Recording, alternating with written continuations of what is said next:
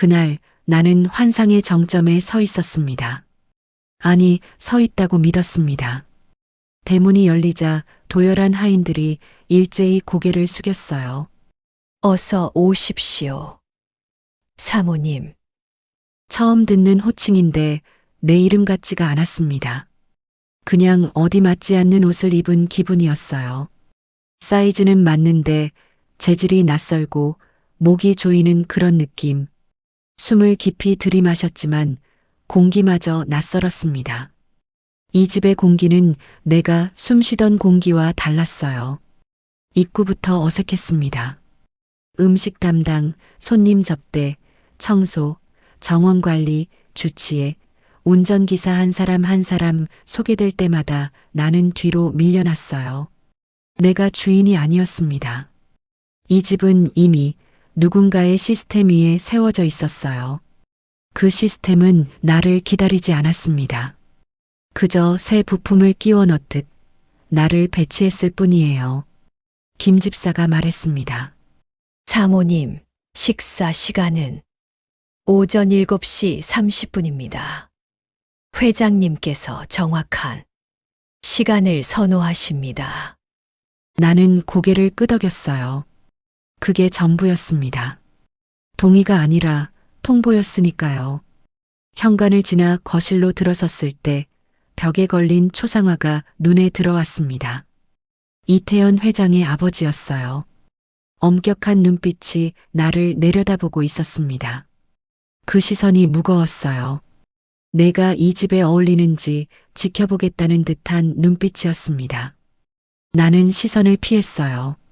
그러나 어디를 봐도 이 집 앞 모든 것이 나를 평가하고 있는 것 같았습니다. 그 사람 이태연 회장은 그날도 출장 준비 중이었습니다. 짐을 싸며 말했어요. 혼자 다녀올게. 당신은 조용히 지내. 언론도 사람들도 귀찮잖아. 그 말은 배려처럼 들렸지만 통보였습니다. 나는 아무것도 결정할 수 없었어요. 언제 어디를 갈지, 누구를 만날지, 무엇을 입을지조차. 그는 짐을 챙기면서도 한 번도 나를 제대로 쳐다보지 않았습니다. 그저 체크리스트를 읽듯 나에게 지침을 전달했을 뿐이에요. 김 집사가 다 알려줄 거야. 식사 시간, 외출 규칙, 손님 맞이하는 법 어렵지 않아. 그냥 따라하기만 하면 돼. 따라하기만 하면 된다. 그 말이 내 귓가에 맴돌았습니다. 나는 로봇이 아닌데 왜 따라하기만 하면 되는 걸까요? 물어보고 싶었지만 입이 떨어지지 않았어요. 그는 이미 문을 향해 걸어가고 있었고 나는 그저 서 있을 뿐이었습니다. 그래도 믿었습니다.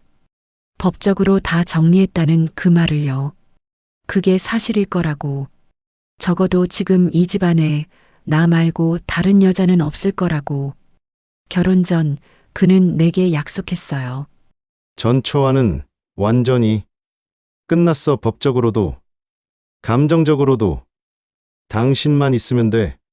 나는 그 말을 믿었습니다. 믿고 싶었어요. 그러나 그 착각이 무너진 건 너무 갑작스러웠습니다. 2층 복도에서 낯선 여자를 봤어요. 짐을 정리하고 있었습니다. 어디선가 본 듯한 눈빛이었어요. 나보다 나이가 많아 보였고 표정은 지쳐 있었습니다. 그녀는 캐리어를 끌고 있었고 방 안에서 무언가를 꺼내고 있었어요. 나는 얼어붙었습니다. 물었어요. 누구시죠? 목소리가 떨렸습니다. 김 집사가 대신 말했습니다. 사모님이십니다. 사모님? 내가 사모님이잖아요. 그런데 저 여자도 사모님이라고? 숨이 멎었습니다. 그녀가 조용히 나를 봤어요. 오늘 아침까지 이 집에 있었습니다. 시아버님께 인사드리고 나가려던 참이었어요. 아침까지? 오늘 아침까지? 나는 침묵했습니다. 머릿속이 하얗게 비었어요.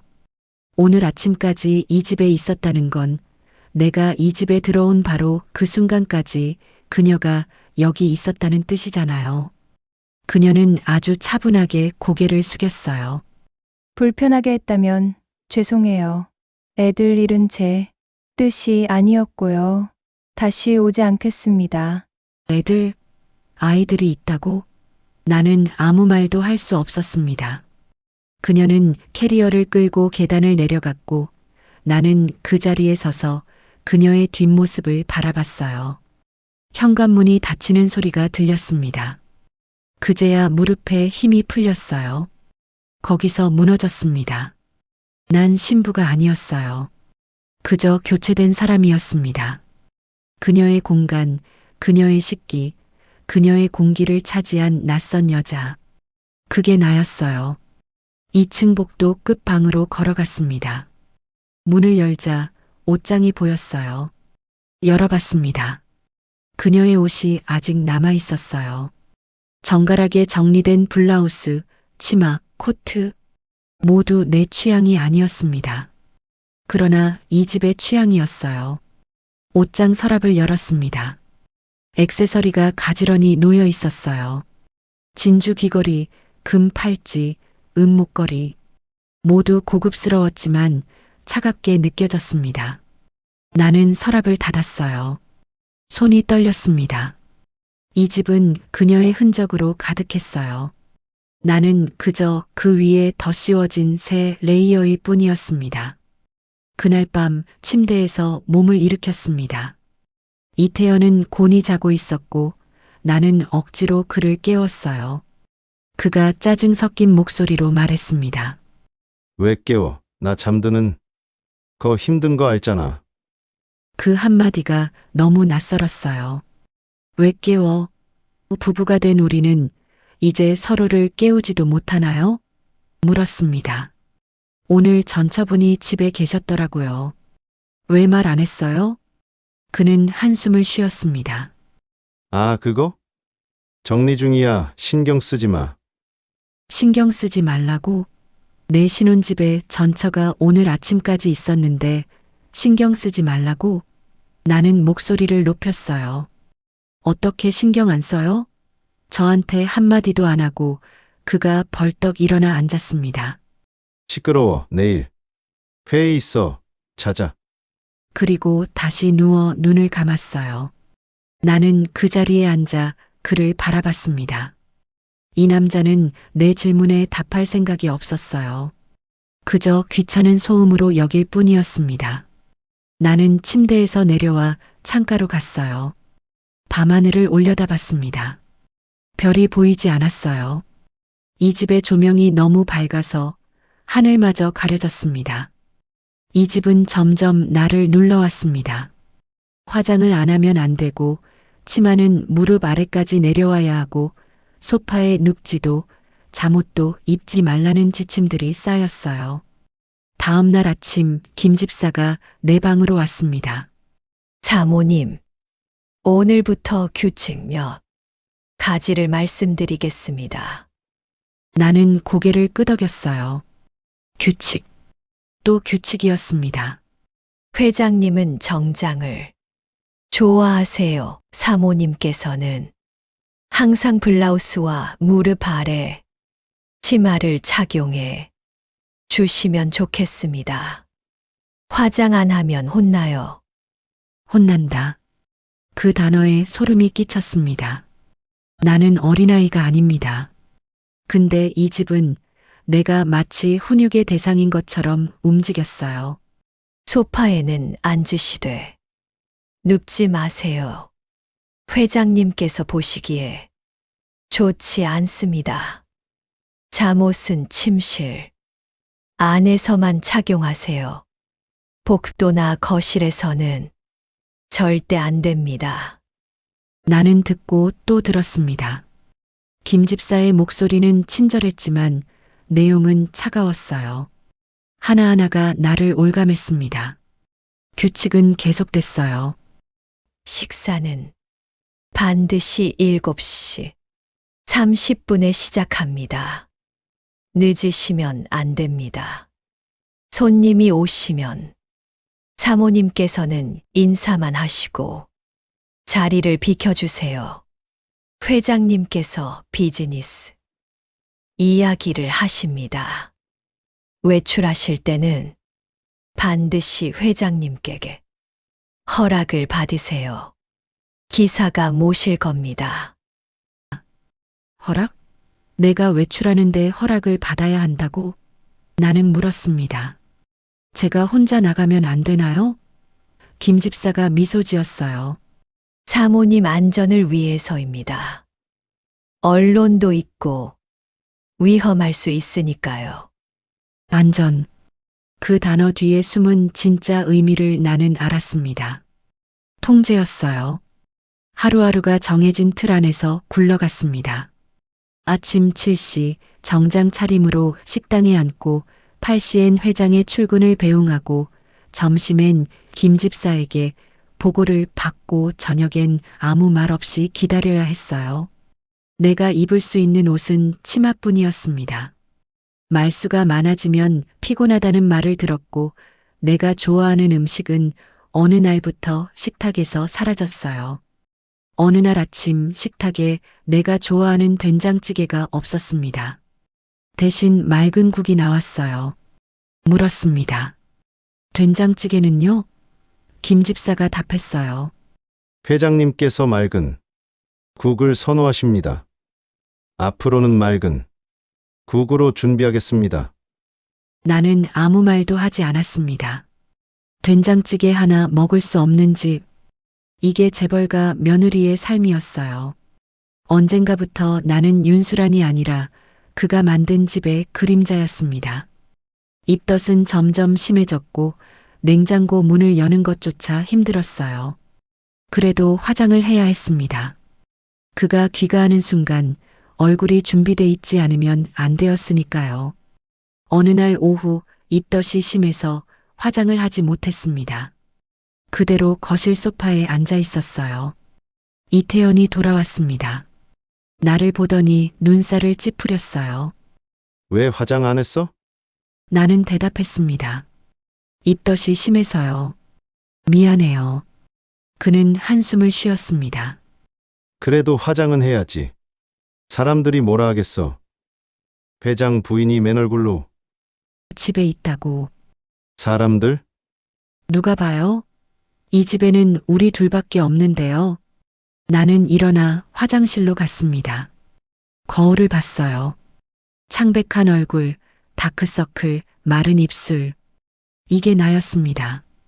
그러나 이 집에서 나는 이 얼굴로 있을 수 없었어요. 나는 파운데이션을 집어들었습니다. 손이 떨렸어요. 화장을 하면서 눈물이 났습니다. 이게 사랑일까요? 이게 결혼일까요? 며칠 뒤 더 큰 충격이 찾아왔습니다. 한 아이가 집으로 들어왔어요. 어린 남자아이였습니다. 이태연이 말했어요. 현민이야. 앞으로 같이 살 거야. 나는 얼어붙었습니다. 누구 아이예요? 내 아들 전처와의 아이야. 전처와의 아이였습니다. 나는 아무 말도 할 수 없었어요. 딸은 전처가 키우기로 했고, 얘는 여기서 자라. 그는 내게 상의하지 않았어요. 물었습니다. 왜 나한텐 말도 안 하고 그는 나를 쳐다보지도 않았어요. 내 결정이야. 당신은 그냥 따르면 돼. 따르면 된다. 또 그 말이었습니다. 나는 로봇이 아닌데 왜 자꾸 따르기만 하면 되는 걸까요? 현민이는 나를 쳐다봤습니다. 어린 눈빛이었지만 경계하는 빛이 역력했어요. 안녕하세요. 인사를 했지만 아이는 대답하지 않았습니다. 그저 아버지 뒤로 숨었어요. 나는 무릎을 꿇고 아이와 눈높이를 맞췄습니다. 현민아, 나는 윤수란이야. 앞으로 잘 지내자. 아이는 여전히 말이 없었어요. 그날 밤 거울 앞에 앉았습니다. 입덧으로 창백해진 얼굴, 화장으로 겨우 덮었어요. 그러고 나서 거울 속 나에게 속삭였습니다. 이건 사랑이 아니야. 이건 배치야. 예쁘게 웃는 표정으로 정면을 봤어요. 그러나 눈동자만은 이미 울고 있었습니다. 눈물이 흘러내렸지만 표정은 웃고 있었어요. 이상했습니다. 내 얼굴이 내 감정을 따라가지 못하고 있었어요. 며칠이 지났습니다. 현민이는 집에 적응하지 못했어요. 밤마다 엄마를 찾으며 울었습니다. 나는 아이 방으로 갔어요. 문을 두드렸습니다. 현민아, 괜찮아? 아이는 대답하지 않았습니다. 문을 열고 들어갔어요. 아이는 침대에 웅크리고 있었습니다. 엄마, 보고 싶어요. 나는 아이 옆에 앉았어요. 엄마 곧 보러 갈 수 있을 거야. 그러나 내 말은 거짓이었습니다. 이태연은 아이가 전철을 만나는 걸 허락하지 않았으니까요. 나는 아이를 안아줬어요. 아이는 내 품에서 울었습니다. 나도 함께 울었어요. 우리는 둘 다 이 집에서 낯선 사람이었습니다. 어느 날 아이 둘이 집으로 들어왔습니다. 현민이와 함께 어린 여자아이가 왔어요. 전처의 딸이었습니다. 이태연이 말했어요. 딸은 전처가 키우기로 했는데 사정이 생겨서 여기로 왔어. 나는 물었습니다. 언제까지요? 모르겠어. 당분간. 당분간. 그 말은 불확실함으로 가득했어요. 그는 당연하다는 듯 말했습니다. 딸은 전처가 키우고 아들만 데려왔어. 회사 물려줄 애니까. 회사 물려줄 아이. 그 말에 소름이 끼쳤습니다. 이 남자에게 아이는 감정의 대상이 아니라 자산이었어요. 그 순간 나에게 아무 설명도 없었다는 게 이 아이보다 더 슬펐어요. 나는 가족이 아니었습니다. 기능이었어요. 배려도 공유도 없는 구조 안에서 나는 그냥 포장된 여자였습니다. 아이들은 나를 낯설어 했습니다. 당연했어요. 나는 그들의 엄마가 아니었으니까요. 그러나 이 집에서 나는 그들을 돌봐야 했습니다. 아침에 일어나 아이들 식사를 준비하고 학교 갈 준비를 시키고 저녁엔 숙제를 봐줬어요.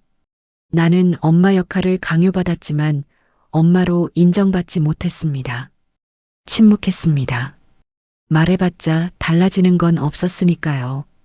하지만 며칠 뒤 또 다른 굴욕이 나를 덮쳤습니다. 저녁 식사 중 그가 갑자기 소리를 질렀어요. 뭐야? 이 눈빛은? 내가 세컨드 자식이라서 그래? 경멸하지 마. 숨이 멎었습니다. 내가 그런 표정을 지었는지도 몰랐어요. 나는 그저 피곤해서 멍하니 있었을 뿐인데 그는 내 눈빛을 경멸로 읽었습니다. 그는 자리에서 벌떡 일어나 나를 밀쳐냈습니다. 너도 똑같아. 너도 세컨드야. 나 같은 놈한테. 기대한 내가 더 웃기지. 나는 바닥에 주저앉았어요. 충격이었습니다. 이 남자는 나를 때린 게 아니라 자기 과거를 때리고 있었어요. 그 순간 이 남자는 나와 싸우는 게 아니었습니다. 자기 과거와 싸우고 있었고 나는 그 싸움의 불쏘시개일 뿐이었어요. 무너졌습니다. 정말 무너졌습니다. 내가 이 사람을 안다고 생각했던 게 가소로웠어요. 나는 그를 사랑한다고 믿었지만 그는 나를 사랑하지 않았습니다. 그는 자기 상처를 덮기 위한 붕대로 나를 필요로 했을 뿐이에요. 나는 천천히 일어났습니다. 그는 이미 방으로 들어가 문을 닫았어요. 나는 거실에 홀로 남았습니다. 식탁 위 음식은 차가워지고 있었어요. 아이들은 이미 자기 방으로 들어갔습니다. 나는 소파에 앉아 무릎을 껴안았어요. 처음으로 이혼이라는 단어가 머릿속에 떠올랐습니다. 이혼할 수 있을까? 그러나 곧 두려움이 밀려왔어요. 이혼하면 나는 어디로 가죠? 무엇을 하죠? 나는 이 남자에게 모든 걸 의지했는데 떠나면 나는 아무것도 없지 않을까요? 그 다음 날 정여선이 집에 나타났습니다. 전처였어요. 아이들을 데리러 온 거였습니다. 김 집사가 말했어요. 사모님께서 오셨습니다. 나는 거실로 내려갔어요. 그녀는 소파에 앉아 있었습니다. 이제는 무심할 정도로 밝은 얼굴이었어요. 안녕하세요. 아이들 데리러 왔어요. 나는 고개를 끄덕였습니다. 아이들이 뛰어내려와 엄마를 안았어요. 그 모습을 보며 나는 가슴이 아팠습니다. 저 아이들에게 나는 아무것도 아니었어요. 그저 아빠 집에 있는 낯선 여자일 뿐이었습니다. 정여선이 나를 봤어요. 커피 한 잔 하실래요? 나는 고개를 끄덕였습니다. 우연히 마주친 찻집에서 그녀가 말했어요. 나도 몰랐었어. 재벌 사모님 자리에 주인이 따로 있다는 걸.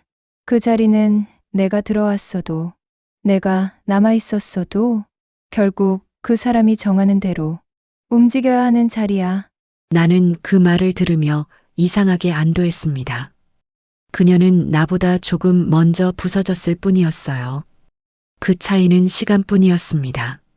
처음엔 나도 믿었어. 사랑한다고. 행복하게 해주겠다고. 근데 결혼하고 나니까 달랐어. 규칙이 생기고 통제가 시작되고 나는 점점 작아졌어. 그녀의 목소리는 담담했습니다. 화장 안 하면 혼나고 옷도 마음대로 못 입고 외출도 허락받아야 하고 나중엔 숨 쉬는 것도 허락받아야 할 것 같았어. 나는 물었습니다. 어떻게 이혼하셨어요? 그녀가 웃었어요. 쉽지 않았어. 변호사 여러 명 만나고 증거 모으고 싸우고 근데 결국 해냈어. 아이들 때문에라도 해야 했으니까. 아이들. 나는 아직 아이를 낳지도 않았는데 벌써 이혼을 생각하고 있었어요. 후회해요? 내가 물었습니다. 그녀는 고개를 저었어요. 아니, 오히려 늦게 한 게 후회돼. 진작 나왔어야 했어. 나를 위해서. 나를 위해서. 그 말이 내 가슴에 박혔습니다. 나는 언제 나를 위해 살았을까요? 결혼 전에도 결혼 후에도 나는 항상 누군가를 위해 살았어요. 그날 밤 침대에 앉아 스스로에게 물었어요. 이혼할 수 있을까? 처음으로 입 밖으로 그 단어가 나왔습니다. 그리고 곧바로 눈물이 터졌어요. 무서웠습니다. 이혼하면 나는 아무것도 없을까봐. 모든 걸 다 버리고 이 남자에게 온 내가 아무것도 지키지 못하고 떠나게 될까봐. 그런데 그보다 더 무서운 게 있었어요. 이대로 여기서 살아간다면 나는 내 자신을 완전히 잃어버릴 거라는 것. 아이라는 이유로, 아내라는 이유로 나는 평생 이 회장의 시스템 안에서 기능처럼 존재할 것입니다. 나는 윤수란이 아니라 이태연의 부인으로만 살아갈 거예요. 이혼하자. 속으로 또박또박 말했어요. 이혼하자. 나를 위해. 그날 밤 처음으로 깊이 잠들었습니다. 악몽도 입덧도 규칙도 없었어요. 오랜만에 내 이름으로 꿈을 꿨습니다. 꿈속에서 나는 마이크 앞에 서 있었어요. 내가 좋아하던 일, 성우 일을 하고 있었습니다. 꿈속에 나는 행복해 보였어요. 다음 날 아침 나는 변호사를 찾았습니다. 이혼 전문 변호사였어요. 상담실에 앉아 내 이야기를 했습니다. 신혼 첫날 전처가 집에 있었어요. 오늘 아침까지요. 변호사는 메모를 했어요. 계속 말씀해 주세요. 나는 모든 걸 털어놨습니다. 규칙, 통제, 아이들, 폭언. 하나하나 말하면서 눈물이 났어요. 변호사가 말했습니다. 이혼 사유는 충분합니다. 그러나 재벌가 이혼은 쉽지 않아요. 그쪽에서 온갖 방법을 동원해서 막을 겁니다. 나는 고개를 끄덕였어요. 알아요. 그래도 하고 싶어요. 변호사가 물었습니다. 위자료는 얼마나 청구하실 건가요? 나는 잠시 생각했습니다. 위자료는 필요 없어요. 아들 양육권만 원해요. 변호사가 놀란 표정을 지었어요. 위자료 없이요? 재벌가 이혼인데 상당한 금액을 받을 수 있는데요. 나는 고개를 저었습니다. 돈은 필요 없어요. 제가 벌 수 있어요. 다만 아이만은 제가 키우고 싶어요. 변호사는 메모를 했습니다. 알겠습니다. 준비하겠습니다. 며칠 뒤 이혼 소장이 이태연에게 전달됐습니다. 그날 밤 그는 분노에 차서 집에 돌아왔어요. 이게 뭐야? 이혼? 내가? 나는 침착하게 대답했습니다. 네. 이혼하고 싶어요. 그는 비웃었어요. 너 같은 여자가 나 없이 뭘 할 수 있는데 아무것도 못해. 나는 그를 똑바로 봤습니다. 해볼게요. 저도 제가 뭘 할 수 있는지 모르지만 여기서 이렇게 사는 것보단 나을 거예요. 그가 소리쳤어요. 내가 뭘 안다고? 내가 뭘 할 수 있다고? 나는 대답하지 않았습니다. 그저 그를 바라봤을 뿐이에요. 그는 계속 소리를 질렀지만 나는 더 이상 흔들리지 않았습니다. 법정 복도에 앉아 있었습니다. 손끝이 차가웠고 눈앞은 흐려졌어요. 변호사의 목소리는 들리지 않았습니다. 위자료 요구액 조정 가능합니다. 조건은 단 하나. 방송활동 연구 중단. 각서. 나는 고개를 저었어요. 다시 마이크 앞에 서겠다고 결심한 이상 그 각서는 나를 다시 소유물로 되돌리는 족쇄였습니다. 법정 안 그는 여전히 당당했습니다. 잘 다려진 양복, 자신감 넘치는 자세. 이 회장은 말했어요. 이혼 원합니다. 이 여자는 더 이상 나와 맞지 않습니다. 그의 말은 짧고 날카로웠어요. 정여선의 이름도 언급됐습니다. 전처와 재결합할 계획입니다. 아이들을 위해서죠. 새로운 여자, 새로운 아이, 새로운 계획. 나는 그의 현재가 아니라 이미 종료된 프로젝트였어요. 재판관이 내게 물었습니다. 부인께선 이혼에 동의하십니까? 나는 잠시 숨을 들이켰어요. 고개를 끄덕이며 말했습니다. 예. 다만 저는 아들 양육권만 원합니다.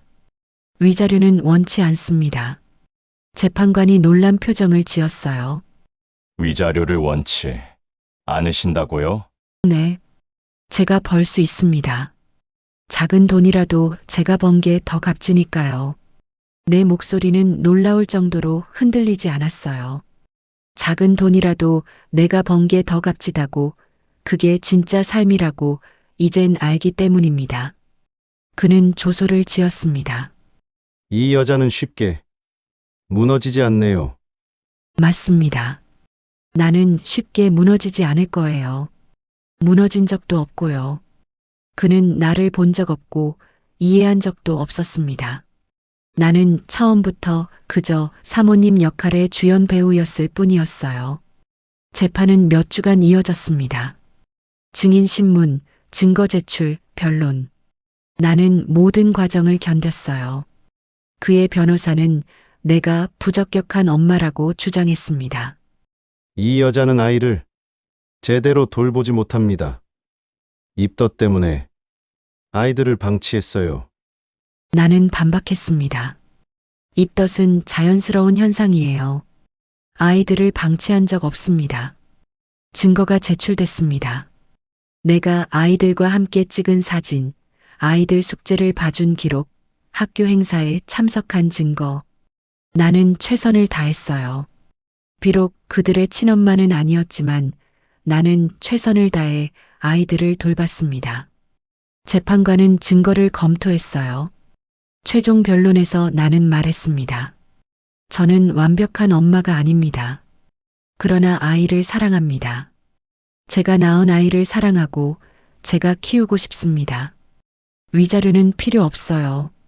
저는 제 힘으로 아이를 키울 수 있습니다. 재판관은 고개를 끄덕였어요. 판결이 나왔습니다. 양육권은 원고에게 인정합니다. 위자료는 원고가 청구하지 않았으므로 지급하지 않습니다. 나는 이겼어요. 아이를 지켰습니다. 그러나 승리감보다는 안도감이 먼저 왔어요. 이제 나는 자유로웠습니다. 그날 재판이 끝나고 기자들이 몰려들었습니다. 마이크가 내 입 앞으로 다가왔어요. 나는 천천히 말했습니다. 이 회장에게 미련 없습니다. 이제부터는 돌아가신 어머니가 지어주신 이름, 윤수란으로 살아가겠습니다. 눈물이 나지 않았어요. 속은 맑았습니다. 많은 걸 버렸지만 나를 되찾았어요. 기자들이 질문했습니다. 위자료를 포기한 이유는 뭔가요? 나는 대답했어요. 돈보다 중요한 게 있어요. 제 이름, 제 삶, 제 아이. 그게 더 값지니까요. 기자들이 또 물었습니다. 앞으로 계획은요? 다시 성우 일을 할 거예요. 제가 좋아하던 일로 돌아갈 겁니다. 며칠 후 전철을 다시 만났습니다. 그녀는 작은 꽃집을 열고 있었어요. 사모님 안색 좋아졌네요. 웃으며 말했습니다. 이제 그 집, 저랑은 아무 상관없는 주소죠. 꽃 한 송이를 건네받았어요. 작은 분홍색 장미였습니다. 내 손에 잘 어울리는 꽃이었어요. 무언가를 포기한 대가가 아니라 나를 회복한 증거 같았습니다. 정여선이 말했어요. 축하해요. 용기 냈네요. 나는 고개를 끄덕였습니다. 언니 덕분이에요. 언니가 먼저 보여줬잖아요. 그녀가 웃었어요. 우리 둘 다 이제 자유예요. 진짜 우리 이름으로 사는 거죠. 나는 장미를 들고 꽃집을 나왔습니다. 햇살이 따뜻했어요. 며칠 뒤 나는 다시 방송국을 찾았습니다. 낡은 녹음 부스, 좁은 대기실. 예전엔 이곳이 불편하고 초라해 보였는데 이젠 오히려 편안했어요. 마이크 앞에 섰습니다. 심호흡을 하고 대사를 읊었어요. 오늘도 당신 곁에 윤수란입니다. 그 문장이 내 인생을 닫는 문이자 다시 여는 문이 되었습니다. 이젠 누군가의 아내가 아니라 누구의 며느리도 그룹의 안주인도 아닌 나로 사는 여자로서요. 나는 지지 않았습니다. 다만 이제는 내 무대에 서기로 했을 뿐이에요. 녹음이 끝나고 PD가 말했어요. 수란 씨, 목소리 좋아졌어요. 예전보다 훨씬 안정적이에요. 나는 웃었습니다. 제가 찾았거든요. 제 목소리를요. PD가 고개를 끄덕였어요. 다음 작품도 기대할게요. 집으로 돌아가는 길, 아이를 데리러 어린이집에 들렀습니다. 아이가 뛰어나와 나를 안았어요. 엄마, 그 한마디가 세상 무엇보다 소중했습니다. 나는 아이를 안고 집으로 향했어요. 작은 원룸이었지만 그곳은 진짜 내 집이었습니다. 저녁을 준비하며 생각했어요. 이제부터는 내가 좋아하는 된장찌개를 먹을 수 있어요. 화장 안 해도 되고, 치마 안 입어도 되고, 소파에 누워도 돼요. 누구 눈치 보지 않고, 허락받지 않고, 나로 살 수 있습니다. 이게 자유구나 생각했어요. 밤에 아이를 재우고 창가에 섰습니다. 별이 보였어요. 예전 그 집에서는 조명 때문에 별이 안 보였는데 여기선 보였습니다. 작은 별들이 반짝이고 있었어요. 나도 저 별처럼 작지만 스스로 빛나고 있구나 생각했습니다. 며칠 뒤 정여선에게 문자가 왔습니다. 꽃집 같이 할래요? 파트너 필요해요. 나는 웃었어요. 아직 성우 일도 제대로 시작 안 했는데 벌써 또 다른 제안이 들어왔습니다. 답장을 보냈어요. 생각해 볼게요. 고마워요, 언니. 인생은 예측할 수 없었습니다. 재벌가 사모님이 될 줄 알았는데 이혼녀가 됐어요. 그러나 이혼녀라는 딱지보다 중요한 게 있었습니다. 나는 윤수란이었어요. 성우 윤수란, 엄마 윤수란, 그리고 무엇보다 나로 사는 윤수란. 몇 달이 지났습니다. 방송국 일이 늘어났고 수입도 생겼어요. 많지는 않았지만 내가 번 돈이었습니다. 아이와 함께 마트에 갔어요. 현민아, 오늘 뭐 먹고 싶어? 아이가 대답했습니다. 된장찌개요.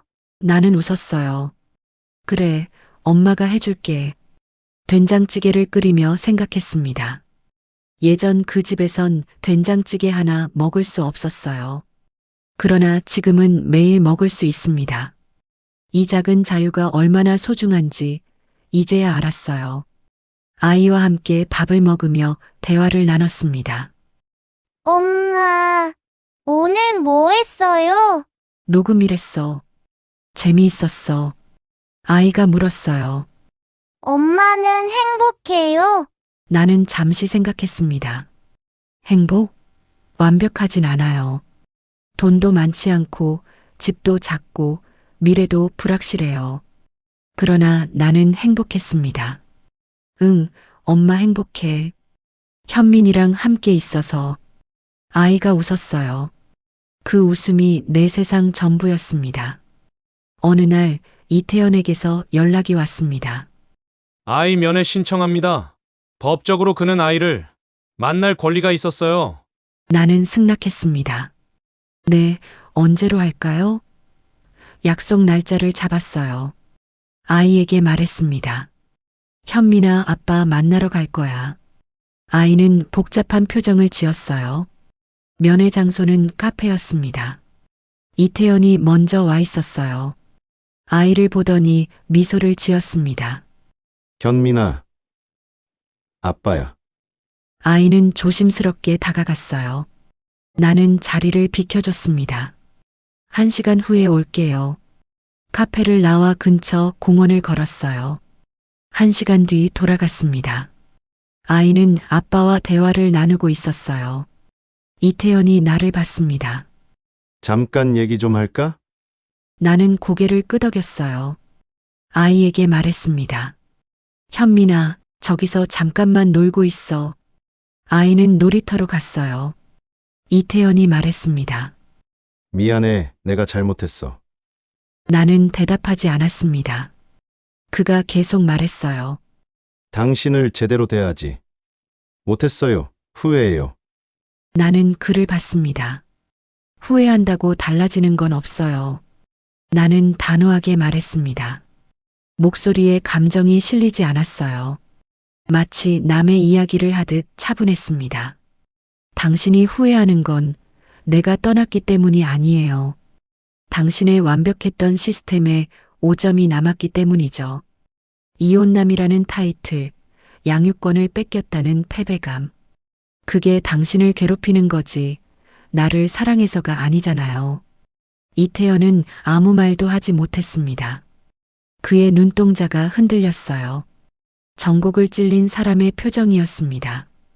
그는 잠시 침묵하다가 품 안에서 봉투 하나를 꺼냈습니다. 이거 받아. 양육비 외에 별도로 챙겨온 거야. 아이한테 필요한 거 사줘. 두툼한 봉투였습니다. 예전의 나였다면, 혹은 이혼 직후에 두려웠던 나였다면 망설였을지도 모릅니다. 하지만 나는 봉투를 밀어냈습니다. 손끝 하나 대지 않고 눈짓으로 거절했어요. 필요 없어요. 법원이 정해준 양육비면 충분해요. 더 이상 당신 돈으로 내 삶을 채우고 싶지 않아요. 그가 당황하며 말했습니다. 자존심 세우지 마. 현실은 달라. 애 키우려면 돈 많이 들어. 나는 미소 지었습니다. 비웃음이 아니라 정말 여유로운 미소였어요. 알아요. 힘들다는 거. 하지만 그 돈을 받으면 나는 또다시 당신의 통제 아래로 들어가는 거예요. 돈 줬으니 이래라 저래라 할 권리가 생겼다고 믿겠죠. 저는 그 빌미를 주지 않을 겁니다. 제 아들은 제가 번 돈으로 제가 선택한 옷을 입히고 제가 만든 밥을 먹일 거예요. 그는 한동안 나를 멍하니 쳐다봤습니다. 마치 처음 보는 사람을 대하는 듯한 눈빛이었어요. 당신 많이 변했네.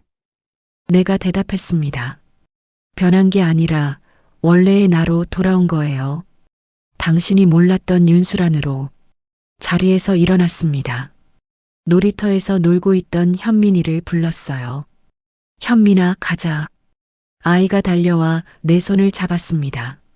이태연은 자리에서 일어나지 못하고 그저 우리 뒷모습을 바라보고만 있었습니다. 카페 문을 열고 나오자 시원한 바람이 불었어요. 등 뒤로 느껴지는 그의 시선이 무거웠지만 발걸음은 깃털처럼 가벼웠습니다. 집으로 돌아오는 버스 안에서 현민이가 잠들었습니다. 창가에 머리를 기댄 아이의 얼굴을 보며 생각했어요. 나는 이겼구나. 법정에서의 승리가 아니라 오늘 그 카페에서의 대화가 진짜 승리였구나. 그토록 무섭고 거대해 보였던 이태연 회장이 오늘따라 작고 초라해 보였습니다. 그는 여전히 거대한 성 안에 갇혀 사는 왕이었지만 나는 성 밖으로 걸어 나온 자유인이었으니까요. 계절이 바뀌었습니다. 거리에는 벚꽃이 지고 푸른 잎이 돋아나고 있었어요. 방송국 로비에 들어서자 익숙한 공기가 나를 반겼습니다. 이제는 대기실의 낡은 소파도 자판기 커피 맛도 편안했습니다. 오늘은 라디오 드라마 주연을 맡은 날이었어요. 대본을 받았습니다. 제목은 기다리는 여자. PD가 설명했습니다. 수란 씨, 이 캐릭터는 남편을 하염없이 기다리면서 슬퍼하는 역할이에요. 아주 처연하고 가련하게 연기해 주세요. 나는 대본을 훑어봤습니다. 지문에는 눈물을 삼키며 떨리는 목소리로 같은 표현들이 가득했어요. 예전의 나였다면 아주 잘했을 겁니다. 기다림은 내 전공이었으니까요. 하지만 마이크 앞에 선 순간 다른 감정이 올라왔습니다. 큐사인이 떨어졌어요. 나는 대사를 읽었습니다. 하지만 처연하지 않았어요. 슬픔보다는 단단함이 묻어났습니다. 오지 않아도 돼요. 나는 이제 혼자서도 밥을 잘 먹고 잠도 잘 자니까요. PD가 고개를 갸웃거렸습니다. 수란 씨, 너무 당당한 거 아니에요? 좀 더 슬프게. 내가 말했습니다. PD님, 진짜 슬픔은 울지 않아요. 그리고 진짜 기다림은 오지 않는 사람을 탓하며 무너지는 게 아니라 그 사람이 없어도 괜찮아지는 과정을 견디는 거더라고요. 이 여자는 지금 슬픈 게 아니라 독립하고 있는 중인 것 같아요. PD는 잠시 생각하더니 고개를 끄덕였습니다. 좋네요. 그 해석이 더 현대적이에요. 그렇게 갑시다. 녹음은 성공적이었습니다. 방송이 나가고 청취자 게시판에는 호평이 쏟아졌어요. 목소리에 힘이 있다. 위로받았다. 울고 짜는 연기가 아니라서 좋았다. 나는 알았습니다. 내 삶의 고통이 이제는 내 예술의 재료가 되고 있다는 것을요. 낭비된 시간은 없었습니다. 그 지옥 같던 시집살이조차 나를 성장시키는 걸음이 되었으니까요. 며칠 뒤 꽃집에 들렀습니다. 정여선이 장미 가시를 다듬고 있었어요. 그녀의 앞치마는 흑투성이었지만 명품 드레스를 입고 있던 시절보다 훨씬 아름다워 보였습니다. 언니, 왔어? 그녀가 반갑게 맞았습니다. 나는 사온 커피를 건넸어요. 우리는 작은 테이블에 마주 앉았습니다. 그 사람 만났다며?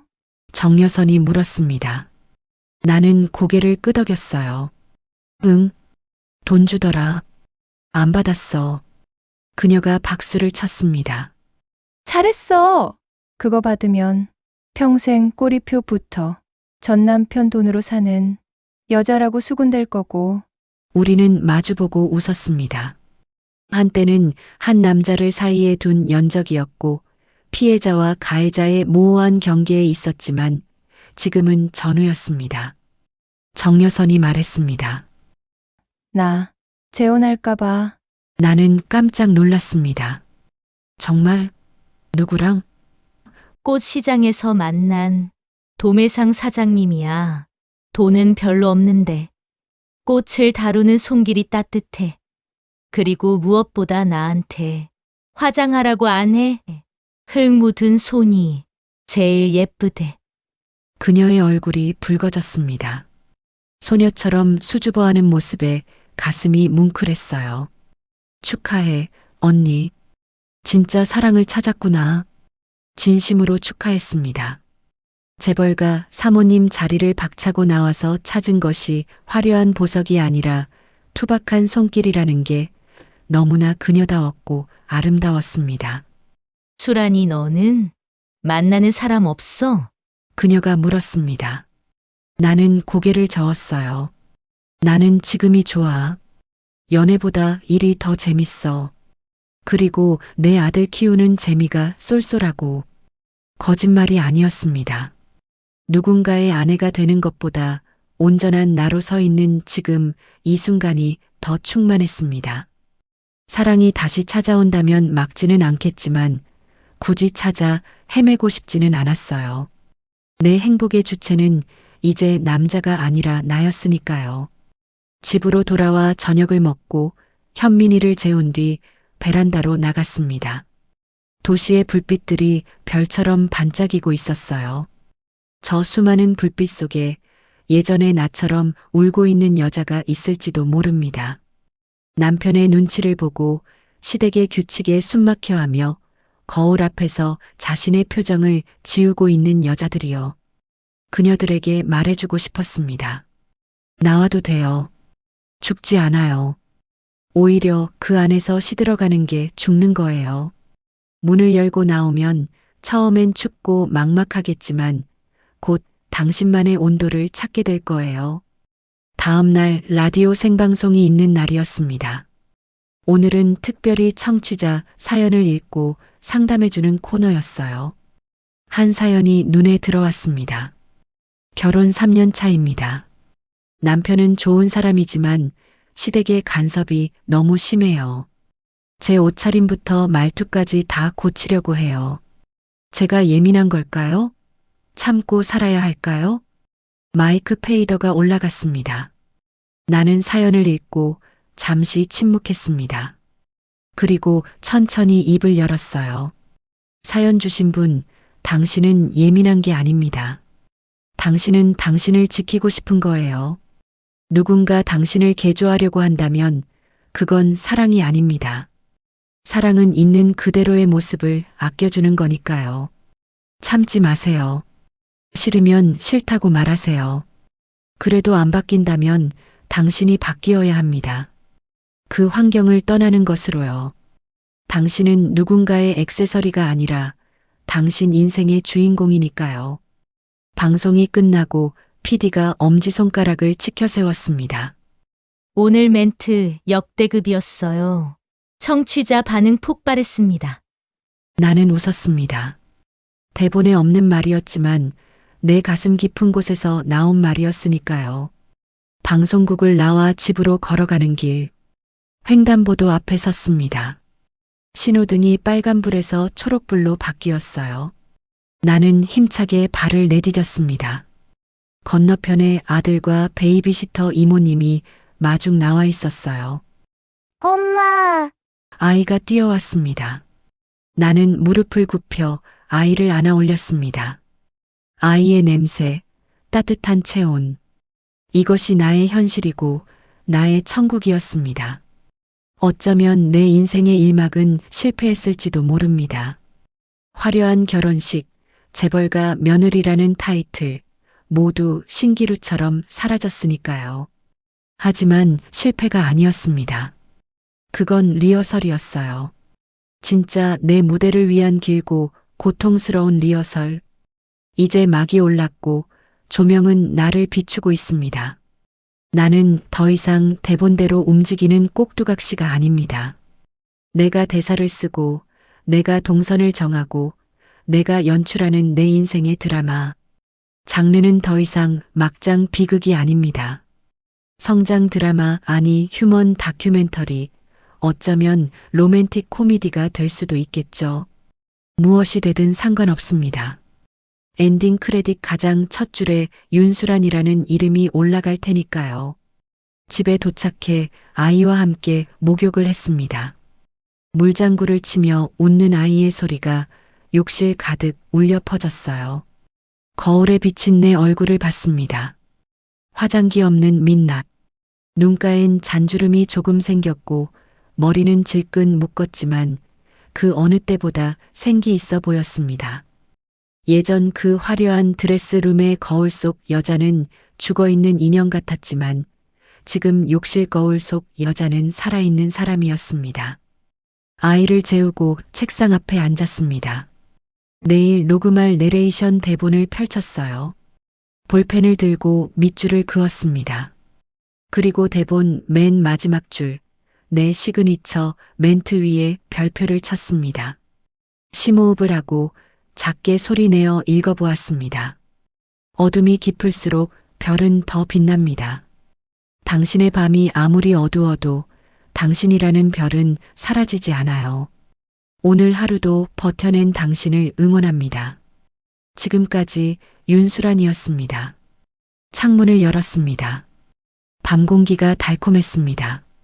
나는 이제 안락한 감옥보다 불안한 자유를 사랑합니다. 그리고 나를 사랑합니다. 이 이야기는 여기서 끝이 아닙니다.